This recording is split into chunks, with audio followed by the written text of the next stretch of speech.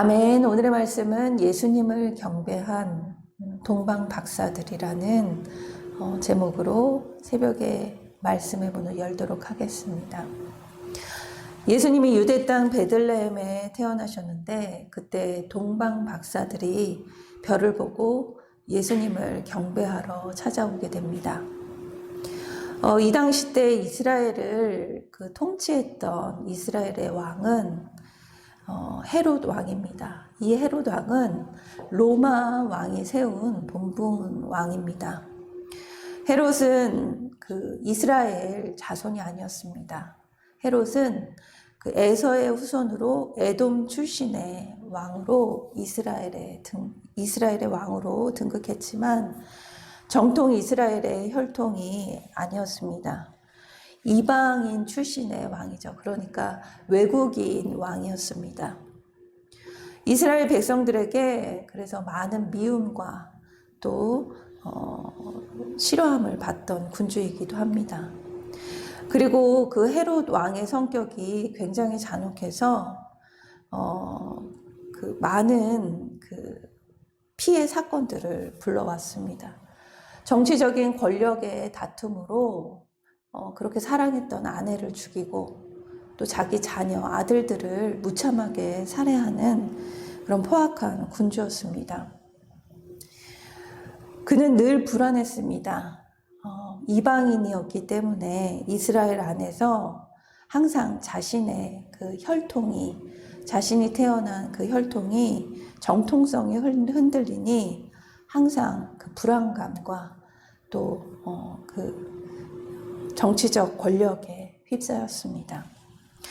이때 동방 박사들로부터 박사들이 왕을 방문하게 됩니다. 여기서 말하는 동방은 메소포타미아 지역을 얘기합니다. 여기서 언급된 또 박사는 우리가 생각하는 그런 박사가 아니라 원래 페르시아의 제사장 계급을 일컫는 말입니다. 아마도 이 당시 때는 천문학에 굉장히 많은 관심이 있었고 또 그것을 많이 믿기도 했습니다.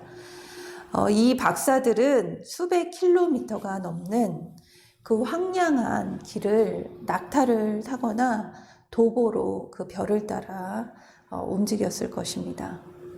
동방 박사는 이스라엘에 도착해서 먼저 이스라엘의 왕을 찾습니다. 그리고 이스라엘 왕에게 이렇게 묻습니다. 유대인의 왕으로 나시니가 누구냐고 묻습니다. 1절과 2절 말씀입니다. 헤롯 왕 때 예수께서 유대 베들레헴에서 나심에 동방으로부터 박사들이 예루살렘에 이르러 말하되 유대인의 왕으로 나시니가 어디 계시냐? 우리가 동방에서 그의 별을 보고 그에게 경배하러 왔노라 하니. 동방 박사는 처음부터 예수님을 온 세계의 메시아로 오신 것을 알지 못한 것 같습니다. 왜냐하면 헤롯 왕을 찾아가 유대인의 왕을 찾았기 때문입니다. 하지만 메시아가 왕가의 출신이 아닌 것을 보고 박사들은 메시아가 유대인들의 왕으로만 오신 것이 아닌 것을 깨닫고 궁전을 나선 후 그 별을 보고 매우 크게 기뻐하더라 라는 표현을 하게 됩니다. 10절 말씀입니다. 그들이 별을 보고 매우 크게 기뻐하더라. 헤롯은 메시아의 별을 보고 찾아온 동방 박사들로부터 유대인의 왕이 나셨다는 말을 듣고 불안에 떨었습니다. 그리고 왕은 대제사장들과 서기관들을 불러놓고 대체 너희들이 기다리는 메시아는 어디에서 태어나느냐고 묻습니다. 이들은 함께 약속이라도 한 듯 미가 선지자가 예언했던 말씀으로 물음에 답을 합니다. 4절에서 6절 말씀입니다. 왕이 모든 대제사장들과 백성들의 서기관을 모아 그리스도가 어디서 나겠느냐 물으니 이르되 유대 베들레헴이오니 이는 선지자로 이렇게 기록된 바 또 유대 땅 베들레헴아 너는 유대 고을 중에 가장 작지 아니하도다. 내게서 한 다스리는 자가 나와서 내 백성 이스라엘의 목자가 되리라 하였음이니이다. 이스라엘의 백성들은 그 메시아를 간절히 기다려왔습니다. 그리고 메시아가 베들레헴에서 태어날 것을 너무나도 다 잘 알고 있었습니다. 수많은 선지자와 예언자들이 메시아에 대해서 예언했기 때문입니다. 하지만 그들은 그 메시아에 대해서 아는 것에만 그쳤습니다. 우리가 안다라는 것은 보통 사람과 그 인격적인 만남을 통해 그 사람을 안다고 합니다. 성도에게도 마찬가지입니다. 하나님과의 관계에도 마찬가지입니다. 예수님을 안다는 것과 예수님에 대해 안다는 것은 너무나도 다릅니다. 예수님을 안다는 것은 예배를 드린다라는 것입니다. 말씀과 기도의 자리에 있지 않는다면 그것은 예수님을 아는 것이 아닙니다.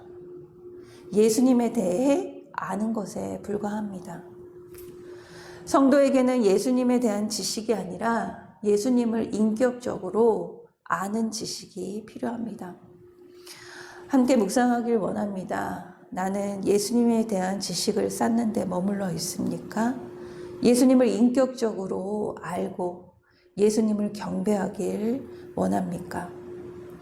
저와 여러분이 예수님을 인격적으로 만나는 올 한 해가 되길 간절히 소망합니다. 그러기 위해서는 나의 삶 가운데 모든 일을 주님께 물으며 말씀 따라 삶을 살아가는 것은 굉장히 중요합니다. 이어 헤롯은 동방박사의 대답과 또 이스라엘 서기관 대제사장의 그 메시아 탄생에 대한 이야기를 듣고 더욱더 불안에 사로잡힙니다.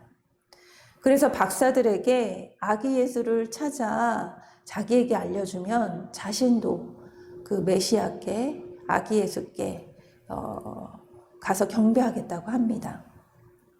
7절 8절 말씀입니다. 이에 헤롯이 가만히 박사들을 불러 별이 나타난 때를 자세히 묻고 베들레헴에 보내며 이르되 가서 아기에 대하여 자세히 알아보고 찾거든 내게 고하여 나도 가서 그에게 경배하게 하라. 헤롯의 이 고백은 아기 예수께 이스라엘의 왕에게 태어날 메시아에게 경배하겠다는 뜻이 아니죠.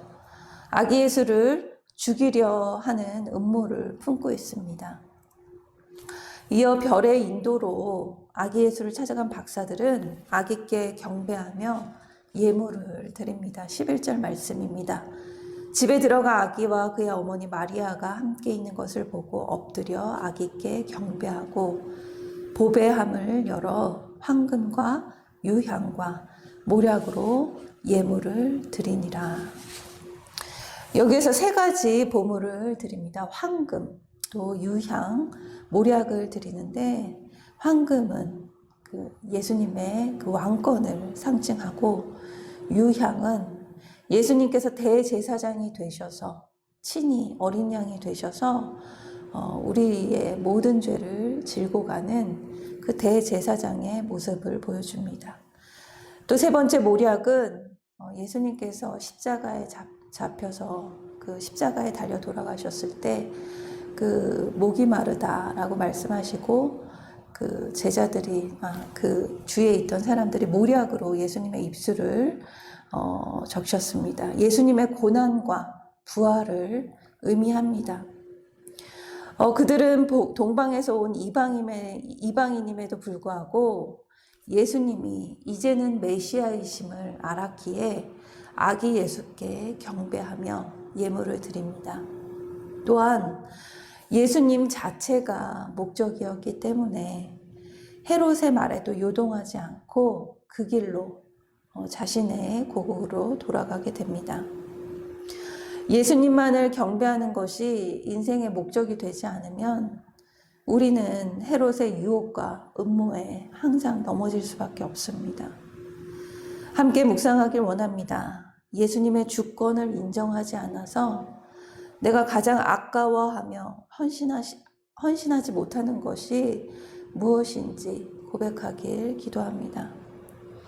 오늘 말씀을 통해 저와 여러분이 하나님을 인격적으로 만나며 오늘 하루도 헌신의 삶으로 또 전하는 삶으로 살아가길 기도드립니다. 올 한 해 예수님의 주권을 인정하며 주님의 주권을 인정하며 주님께 매일매일 경배드리는 저와 여러분이 되길 간절히 소망합니다.